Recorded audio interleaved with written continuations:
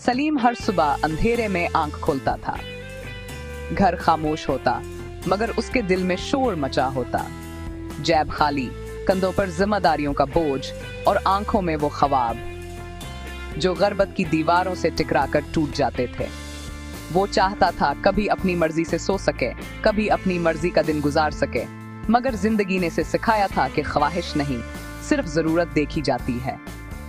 दिन गुजरते गए, साल बदलते गए, सलीम मेहनत करता रहा, खामोशी से, ना शकवा ना शिकायत। एक रात जब थकन हद से बढ़ गई, अबू, आप कभी अपनी मर्जी से खुश क्यों नहीं रहते? ये सवाल सादा था, मगर सलीम के दिल में उतर गया।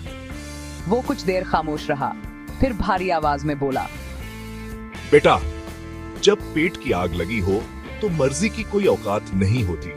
ये अल्फाज अहमद के दिल में तीर बनकर लगे। इसी लम्हे उसने पहली बार देखा कि इसका बाप हर दिन जीता नहीं, बल्कि मरकर जीता है।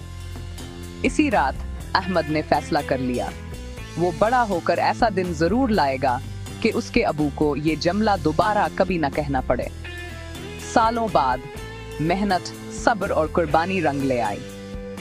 अहमद ने अपनी पहली तनख्वाह खामोशी से सलीम के हाथों में रखी। सलीम के हाथ कौनप गए, आंखों से आंसू बहा निकले। ये आंसू खुशी के थे, मगर उनमें बरसों की थकन भी शामिल थी। सलीम ने आसमान की तरफ देखा और कहा, बेटा, आज मेरी मर्जी की औकात बन गई है। और अहमद समझ गया कि बाप की कुर्बानी कभी जाया नहीं जाती।